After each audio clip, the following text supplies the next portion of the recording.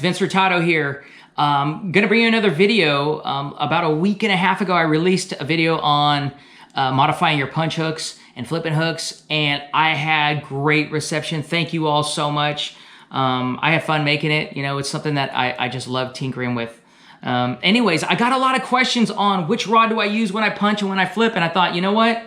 That's a big question to answer because I don't want to be biased. I'm one of my sponsors or my partners, one of my best partners is Fitzgerald rods, and you know what? They're very intimate. You know, the fishing rod is an intimate tool in our hands, and you know what? I was using them before I was even partnering with them because they just feel so good in my hand. So I don't like to say, hey, go out and buy this because it's the best. I want you to go out and buy it because it works the best for you, okay? So what we're gonna talk about today is not which rod to buy. It's not gonna be about the action. Is it parabolic? Is it less parabolic? Is it a fast tip or is it an extra fast tip? What I wanna talk about today is why I use the punching rod I chose now. Is it light or is it heavy, right?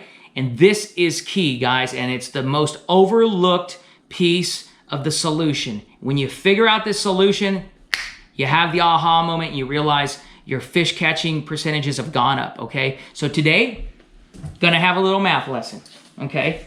Math teacher I'm not. I am pretty good at math, but what I did is I tried to simplify it so everyone here can understand it. And I've explained this to a few people in seminars, and about halfway through they go, boom, oh my God, I understand it.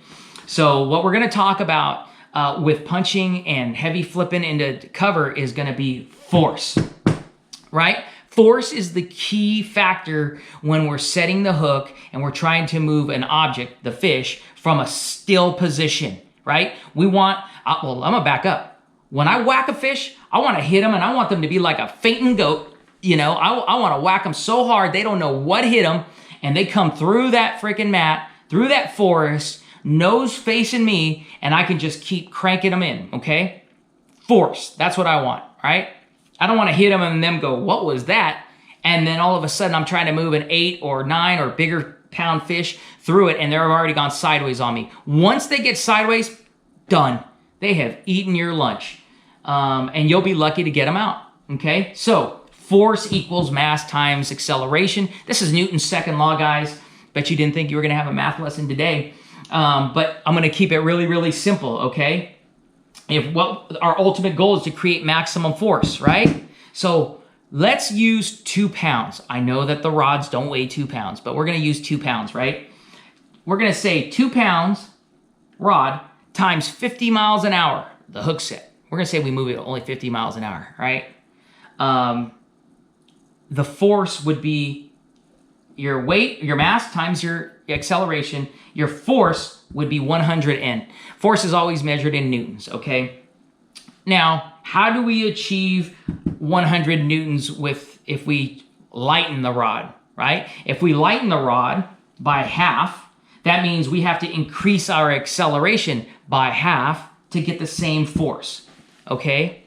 Well, that's easy enough, right? I grab the highest modulus graphite there, and I'm just gonna go, man, I could flip this thing all day, and man, I'm in business, and I'm gonna whack these fish.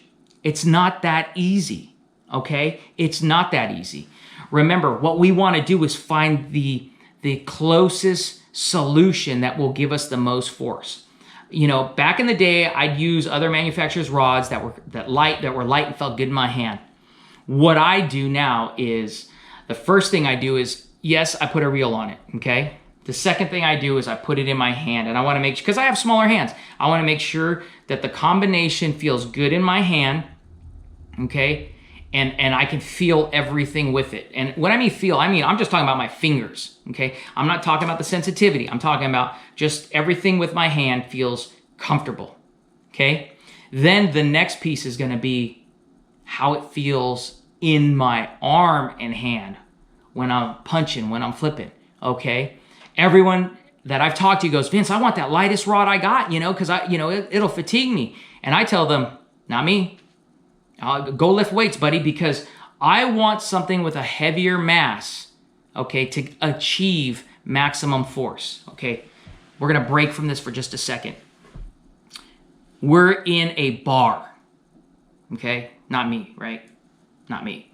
We're in a bar, and I get in a fight. Definitely not me. And someone grabs a cue stick and swings it at me. So we're gonna use 200 miles an hour as the acceleration. They swing that cue stick 200 miles an hour and they hit me. And that thing's gonna hurt, okay? May break, may not break, okay? Let's say it doesn't break. They're gonna hit me. It's gonna move me back like a certain amount of distance, right? Then his buddy comes at me and he grabs a 36-ounce Louisville Slugger wooden bat. Weighs a lot more. It's actually shorter, but it weighs a lot more. His acceleration is gonna be slower, and he's gonna hit me with that. Which one is gonna move me further? It ain't rocket science. That bat is gonna move me back a ton. It's gonna break some bones, and I'm gonna be that fainting goat, right? That's kind of how it's gonna go down.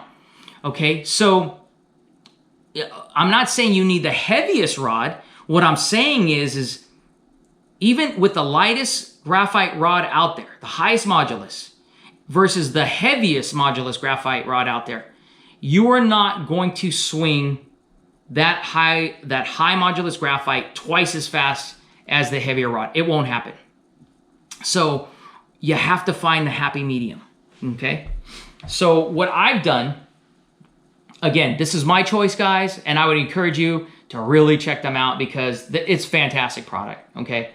I use the Fitzgerald Rod's Titan HD rod, okay? This is one of their most expensive rods, but you know what? It's a tool for me, right? And it's a little bit heavier than most.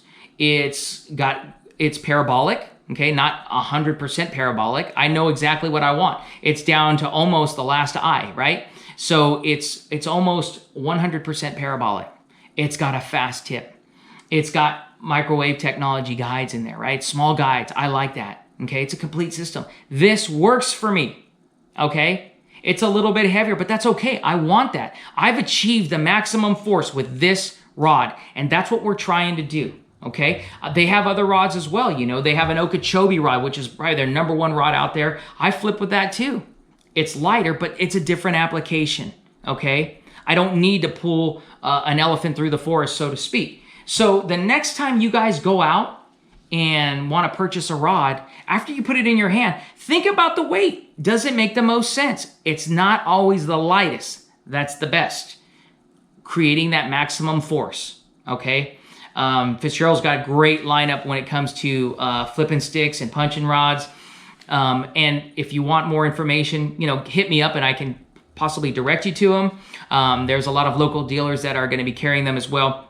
But they have like a big jig mat rod. They've got a hydraulic grass rod. They've got flipping rods in their Versa series, which are really price sensitive in that area, or I should say price competitive. They got the Okeechobee rod. And then, like I said, their Titan HD is the bread and butter. There is not a freaking elephant out there that you can't move.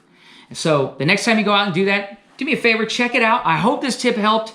And we'll go into full systems a little bit later. But you know what? I'm really, really impressed with the tools that I have. Fitzgerald Rods has been working for me for actually many years. And you know what? It's brought me some success. But if this tip helps you and you decide you want to take a look at Fitzgerald, I'd really appreciate it. If not, find the rod that's best suited for you and find the ultimate maximum force that's going to move that fish and create that fainting goat activation that'll let you get that fish through there. All right. Hey, thanks for listening, guys.